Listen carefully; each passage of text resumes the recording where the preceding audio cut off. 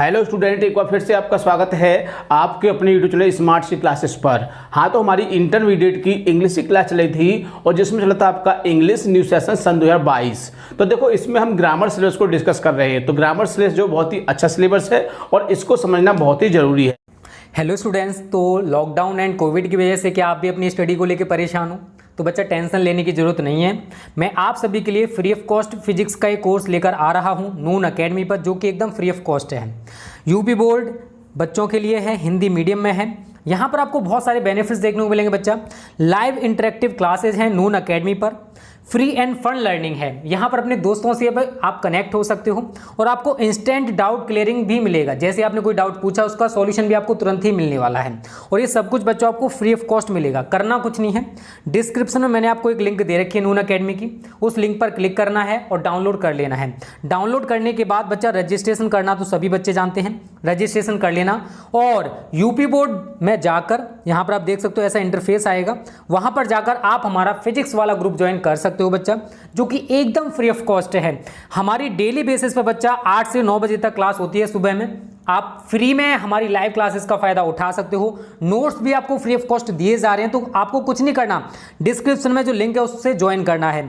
Join the free learning community today. तो time waste मत करिए, ऐसा ना हो कि आप पछताते रह जाओ, कोर्स ज़्यादा निकल जाए। ठीक है, तो जल्दी से जाओ और आज ज्वाइन कर लो। ओके स्टूडेंट्स, क्योंकि जब तक आप इसको नहीं समझोगे एग्जाम में एक अच्छा स्कोर नहीं कर सकते हैं। तो इसको समझना बहुत ही जरूरी है। और बाकी चीज़ों को समझने के लिए, यानी कि जो भी टेक्स्ट बुक का मैटर है उसको समझने के लिए ग्रामर सिलेबस को समझना बहुत ही जरूरी है। ठीक है, तो आज का टॉपिक का बहुत ही बढ़िया टॉपिक है और इसमें हम काफ़ी वीडियो आपको प्रोवाइड कर चुके हैं। यही टॉपिक क्या है, जो आपका चौथा टॉपिक है सिंटैक्स। क्या है? सिंटैक्स। तो बहुत ही अच्छा टॉपिक है और इसको समझना भी बहुत ज़्यादा जरूरी है। और सिंटैक्स का मतलब क्या होता है?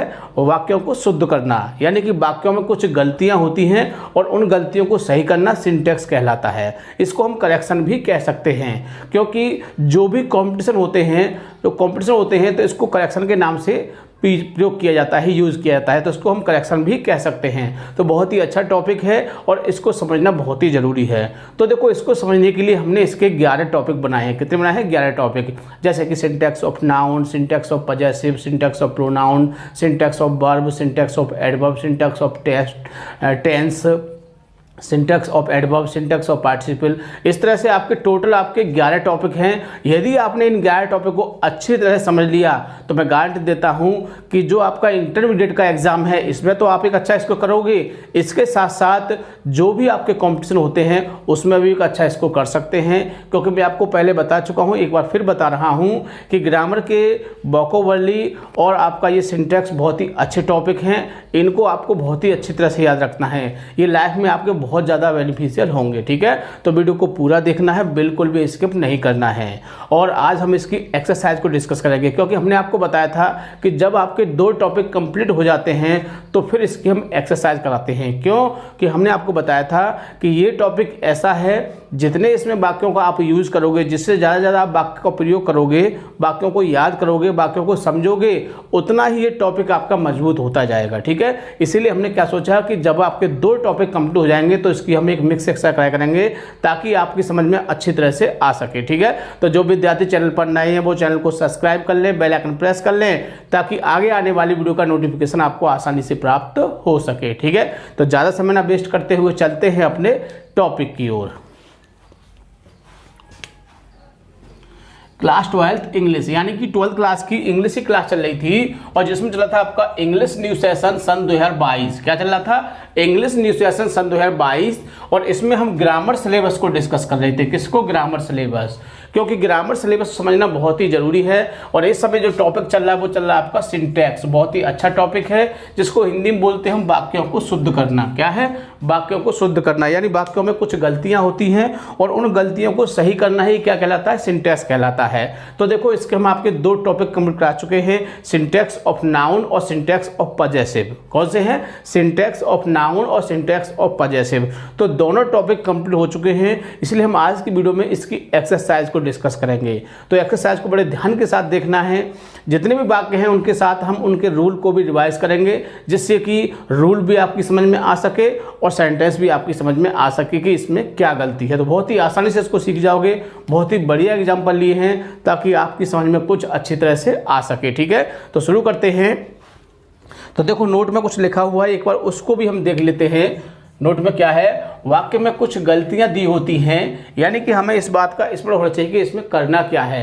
यानी वाक्य में कुछ गलतियां दी होती हैं, उन गलतियों को सही करना सिंटैक्स कहलाता है। तो आप समझ गए होंगे, यानी कि जो वाक्य होते हैं, यहाँ पर हमने आपको 13 वाक्य दिए हुए हैं, तो इनमें कुछ गलतियाँ होंगी और इस गलतियों को सही करना क्या है, सिंटैक्स कहलाता है।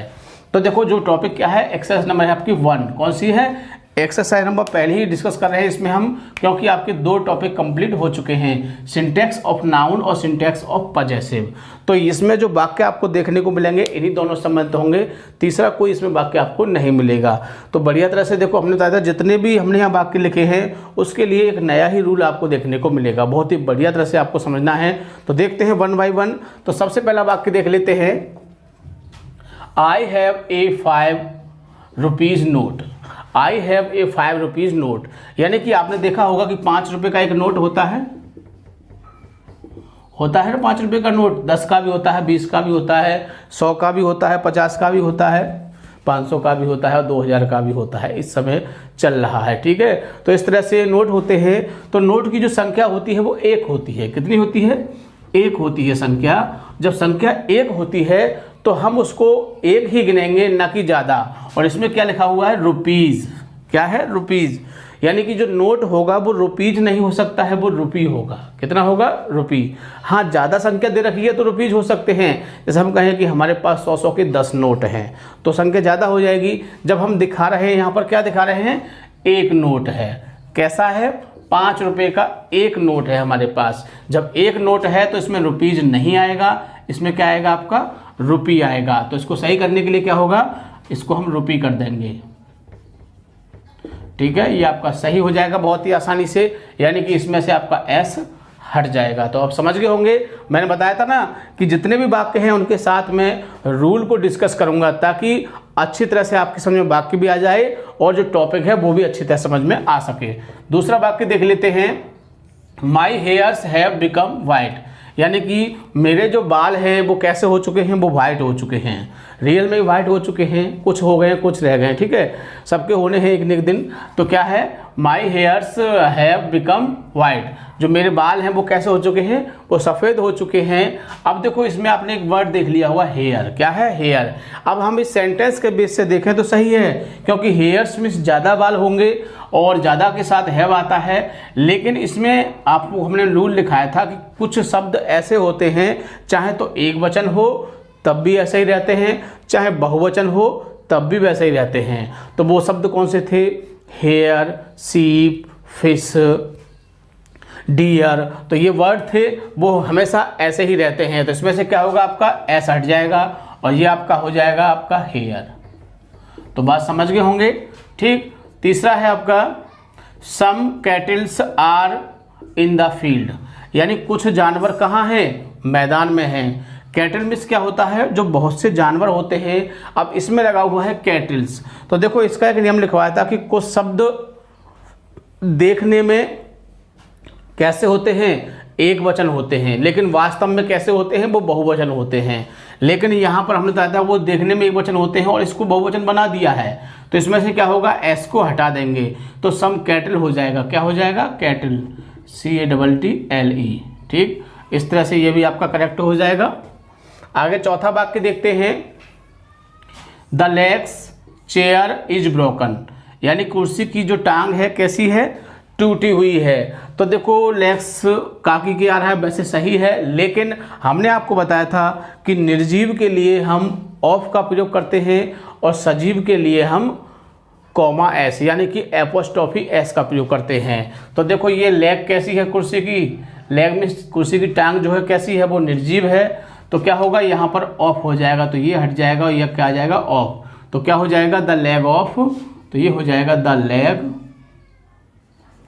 Of chair. इस तरह से आपका हो जाएगा, the leg of chair is broken, पूरा लिख देते हैं। ठीक, आगे देखिए 5वां वाक्य देख लेते हैं। रामपाल्स एंड रमेश गुप्तास बिस्किट्स। तो देखो 2 व्यक्ति हैं इसमें, एक तो रामपाल हैं आपके और एक रमेश गुप्ता हैं। इन दोनों ने बिस्किट की फैक्ट्री खोली। किसकी? बिस्किट की फैक्ट्री खोली। तो देखो हमने आपको बताया था कि जब कोई 2 व्यक्ति किसी एक काम को खोलते हैं, कोई भी काम ले लीजिए जो साथ मिलकर 2 व्यक्ति खोलते हैं, चाहे बिस्किट की फैक्ट्री हो, चाहे चूरन की फैक्ट्री हो, चाहे आपका और कोई कारखाना हो, मोमबत्ती का कारखाना हो, कोई भी काम हो, जब 2 व्यक्ति साथ साथ खोलते हैं तो दूसरे वाले के साथ कॉमा एस का प्रयोग किया जाता है, पहले वाले के साथ नहीं किया जाता है। तो आप समझ गए होंगे, इसलिए ये यहाँ से कॉमा एस आपका हट जाएगा। तो ये रामपाल एंड रमेश गुप्ताज बिस्किट, समझ गए होंगे आप बहुत ही आसानी से। ये इसमें से नहीं हटेगा आपका। ठीक, आगे 6वां वाक्य देखते हैं। These poultry is not mine, यानी कि ये जो पोल्ट्री फार्म है ये मेरा नहीं है। पोल्ट्री फार्म यानी कि मुर्गी फार्म बोलते हैं। तो ये शब्द कैसे होते हैं? ये शब्द देखने में तो एक वचन है, लेकिन रियल में कैसे होते हैं? बहुवचन होते हैं।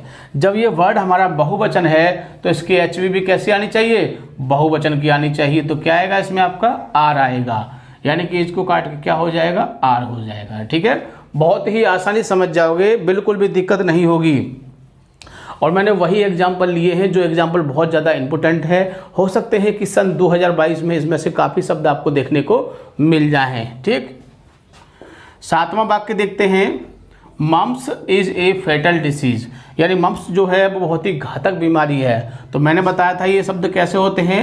ये शब्द हमेशा बहुवचन में प्रयोग किए जाते हैं, भले ही बीमारी है, लेकिन मैंने कुछ आपको वर्ड लिखाए थे पिछली वीडियो में, इसमें आपको बताया था, और उन वर्डों को आप बहुत ही अच्छी तरह से याद कर लोगे।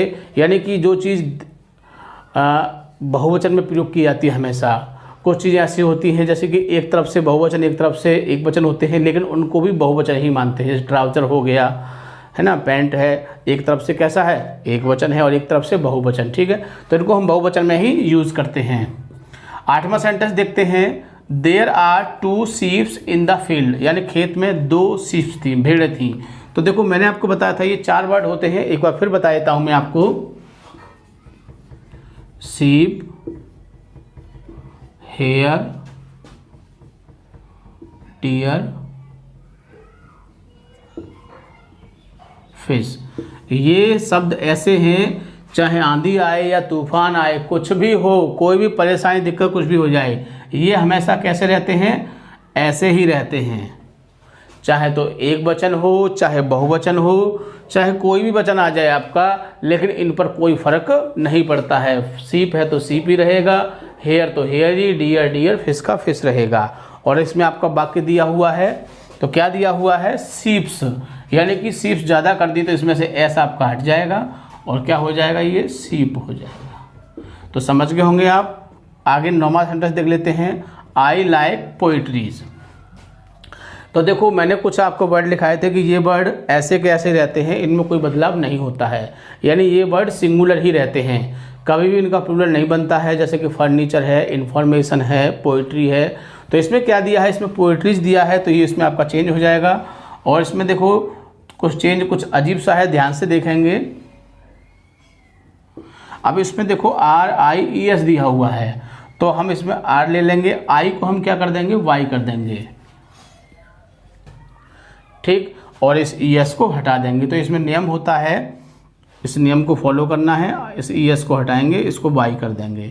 तो ध्यान रखोगे अच्छी तरह से इसको। अगला है 10वां वाक्य। Alms is given to the poor, यानी भीख जो है वो किन के लिए? गरीब लोगों के लिए दिया जाता है। तो आल्म्स और 2 वर्ड, एक और वर्ड था आपका रिचेज। आल्म्स और रिचेज 2 ऐसे वर्ड हैं, याद रखना है कि इनके साथ हमेशा बहुवचन की क्रिया आती है। ठीक, तो क्या होगा? यहाँ पर आपका आर आ जाएगा इसमें। ठीक, 11वां वाक्य है। These news are correct. देखो न्यूज़ शब्द देखने में आपको बहुवचन लग रहा है, लेकिन रियल में क्या होता है? ये एक वचन होता है। तो इसके साथ किसका प्रयोग होगा? इज का प्रयोग होगा। टंग्स, टंग्स में चिमटा होता है, और ये वही वर्ड मैं लिखवाए थे कि ये वर्ड एक तरफ से कैसे होते हैं? सिंगुलर होते हैं, और एक तरफ से कैसे होते हैं? प्लूरल होते हैं, I mean बहुवचन होते हैं। तो इनको हम बहुवचन ही मानते हैं। यानी कि इनको हम बहुवचन ही मानते हैं। इसीलिए इनके साथ क्या होता है कि जब बहुवचन मानते हैं तो इनके साथ बहुवचन की क्रिया ही आती है। तो इसमें हम देख लेते हैं इसको, यानी कि तो यहाँ पर क्या होगा, आपका आर आ जाएगा। 13वां वाक्य देख लेते हैं, there are many fishes in the pond, यानी कि बहुत सारी फिशेस थी। तो देखो वही बात आ गई, ये रही फिश, ठीक, यानी कि चाहे फिश ज़्यादा हो चाहे कम हो, और हमेशा ये फिश ही रहता है, फिशेस नहीं होता है, तो ये आपका फिश ही रहेगा। ठीक है, इसमें से यस आपका हट जाएगा। ठीक है, तो समझ गए होंगे। इस तरह से देखो हमने 13 वाक्य लिए थे और हमने इनको विद रूल आपको समझाया है, रूल के साथ डिस्कस किया है, ताकि प्रत्येक वाक्य आपकी समझ में आ सके, जिससे कि आप इसे अच्छी तरह से याद कर सकें, एग्जाम में फिर कभी ही ना भूलें। तो बढ़िया तरह से इसको याद करना है। जितने भी हम वाक्य देंगे उनमें से ही हो सकता है आपको एग्जाम में देखने को मिल जाए। बहुत ही बढ़िया तरह से आपको तैयार करना है, ताकि अच्छी तरह से आप एग्जाम में एक अच्छा स्कोर कर सकें और अपने भविष्य को बहुत ही बढ़िया तरह से कंप्लीट कर सकें। ठीक है, तो वीडियो को पूरा देखना है, बिल्कुल भी स्किप नहीं करना है। सबसे खास बात, वीडियो को लाइक और शेयर करना नहीं भूलना है, ताकि और भी विद्यार्थी इससे फ़ायदा उठा सकें। ठीक है, थैंक यू। जय हिंद, जय भारत।